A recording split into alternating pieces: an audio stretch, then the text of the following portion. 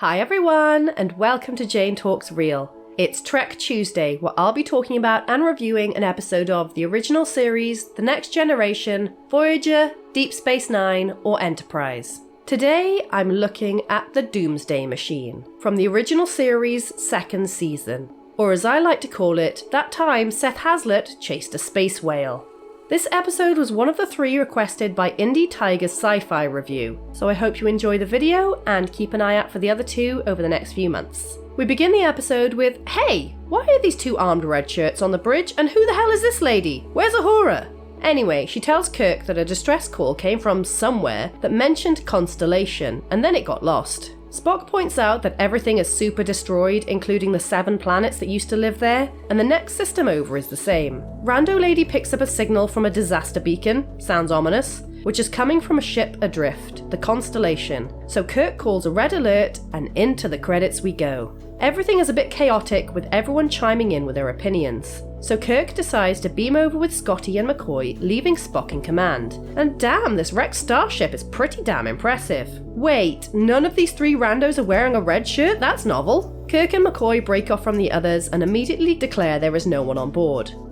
Did you even check? And they call Spock to ask if the crew could have been transported somewhere. He says no because the only planets that didn't get destroyed can't sustain life, while Scotty reports that the engines are kaput and the weapons exhausted, so suggests they play back the last captain's log for an idea of what happened. They find Commodore Decker alive, but pretty out of it. And yay, it's William Wyndham, who starred alongside the incredible Angela Lansbury as Dr. Seth Hazlitt in 52 episodes of Murder, She Wrote. McCoy injects him with something, which brings him around, and Kirk yells at him to tell him what happened, until McCoy tells him to calm his ass down. They listen to the log, or they start to, but Kirk shuts it off for some reason, and Decker stresses out that he beamed his crew down to the 3rd planet to keep them safe from the thing that attacked them. And who's gonna tell him there's only 2 planets left? Kirk asks what did this, and Decker said it was the devil from hell, which isn't particularly helpful, and he reveals that his crew called him from the planet asking for help before it was destroyed, but he was powerless to do anything. Yeesh, I'm gonna need a minute.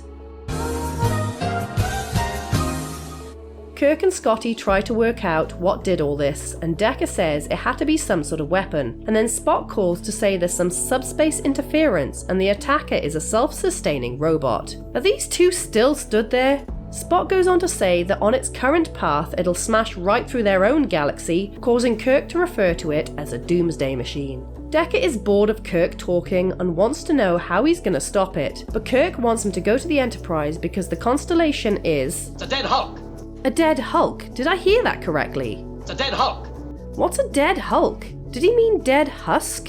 Anywho, Kirk makes Decker go back with McCoy, where they're immediately greeted with a red alert. And what the hell is that? It looks like a joke entry into Robot Wars that would instantly break down or would get destroyed by the house robots. With a thing following them, Kirk plans to beam back, but it attacks, and seriously, this is why starships should come equipped with seatbelts. The impact separates the 2 ships and knocks out the transporter, as told to us by someone who's just off camera. Mr. Spock, the transporter's out! And not through the comm system. Communication fails between the 2 ships, and mad he's not the centre of attention, Kirk orders Scotty to fix the Constellation so he can know what's going on. The Doomsday thingy gets bored of chasing Enterprise and breaks off to go look for another planet to eat, leaving Deck and Spock to have a pissing contest over what they should do now. Monitor it while they make repairs, or charge blindly at it to stop it from breaking anything else. Poor Sulu is told 2 sets of orders, and everyone is into this drama. So Decker exercises his right to take command, but Spock is extra spicy.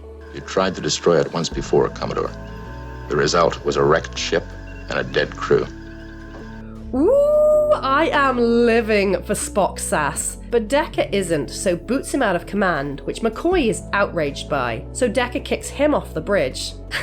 What is that guy doing down there? Decker orders the ship turned around to pursue the thing, and dude, I'm pretty sure you're not supposed to eat those. We get a small scene of the Constellation boys tinkering around with not much success, and as the Enterprise approaches the robot, it blasts them, so Decker orders Sulu to get all up in its business, which does jack and shit. But if at first you don't succeed, keep firing blindly, am I right? Seeing all this bullshit on the view screen, Kirk orders Scotty to fix the ship pronto and sends this guy to help him. But where are the other two randos that beamed down with them? Where have they gone, and why aren't they helping? The robot blasts the Enterprise a bunch of times, then tries to eat it. And this asshole is still wanting to keep going at it. So Spock steps in, threatening to have Decker declared medically unfit. But too late. Now they've not got enough power to get out of there. With his ship about to be eaten, Kirk orders power and Scotty delivers.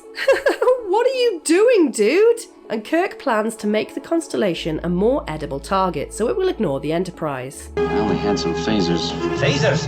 You've got them. I have one bank recharged. Good boy, you get a cookie. The plan works, so the Enterprise returns the favor, but it doesn't solve the big planet-eating problem, which causes another argument between Spock and Decker, and Kirk is pissed when he finds out the latter is in command. I mean, you're the lunatic who's responsible for almost destroying my ship? Even with Kirk, who is the captain of the goddamn Enterprise, telling Decker to retreat, he still pulls rank and wants to attack, so Kirk orders Spock to relieve him of duty.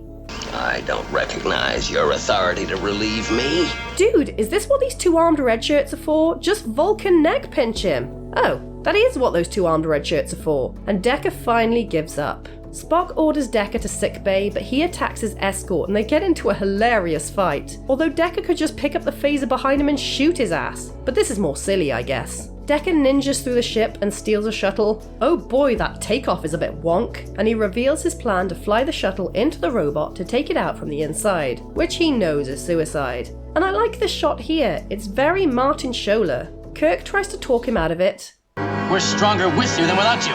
But he Independence Days himself inside, pulling some pretty goofy faces. And that's it for him. Spock calls Kirk to say sorry about his dead friend, but Decker might have rubbed off on him, because Kirk wants to stay aboard the Constellation and use it as a weapon. Scotty doesn't get a say. Kirk orders him to rig the engines to blow, and Spock says there's not enough data to know if the plan is even going to work. And Kirk decides to gamble his life on a 30-second delay and a transporter that isn't even working properly. Thankfully, Scotty gets to jump ship before the insane plan and rushes to fix the transporter before Kirk flies the ship directly into the thing and orders a beam out, which blows up, so that's not good. So Scotty rushes to fix it again while Kirk shits his pants. The robot throws up, and of course they manage to get Kirk back, who rushes to the bridge to the news that the thing is dead. But Spock wonders if there are any more like it out in space. Okay, this was really good. I enjoyed it, and I see why it was recommended off the back of my enjoyment of the episode Balance of Terror. During my research, I discovered that William Wyndham didn't enjoy his time filming due to the tense atmosphere between Shatner and Nimoy, and he found the script silly, so deliberately overacted his part, which I thought would detract from the episode, but for me it works. Decker comes across as a desperate man driven to the brink of insanity by the guilt of what happened to his crew, so Wyndham's exaggerated acting choice helped to cement that, even though his facial expressions were a little goofy sometimes. I have some complaints about this episode. First off, where the hell is Uhura? It's not like there wasn't a place for her in the story, they literally had some rando lady doing her job. No, I want Uhura please, more Uhura for Jane. My second point isn't really a fault of the episode, as it's one of the earlier instances I've come across, but in general I'm pretty bored of Moby Dick inspired stories where a character is discount Captain Ahab, obsessively pursuing something that took something from them. It happens a lot, and not just in Star Trek.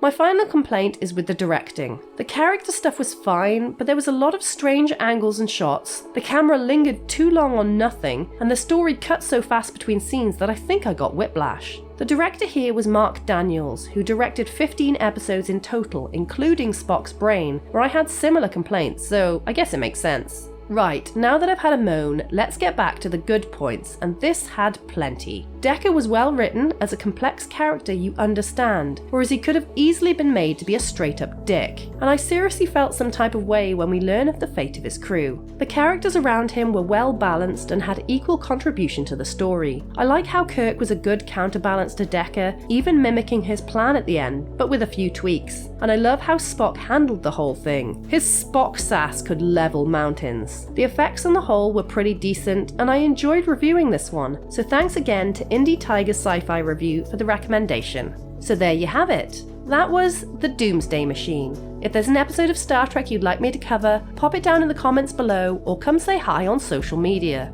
If you enjoyed this video, then please hit that like button, it really does mean a lot, or consider subscribing if you want to be assimilated into my channel. Alternatively, feel free to check out my other YouTube channel, Jane Plays Games Badly. Thank you so much for watching, I'll speak to you soon, and live long and prosper.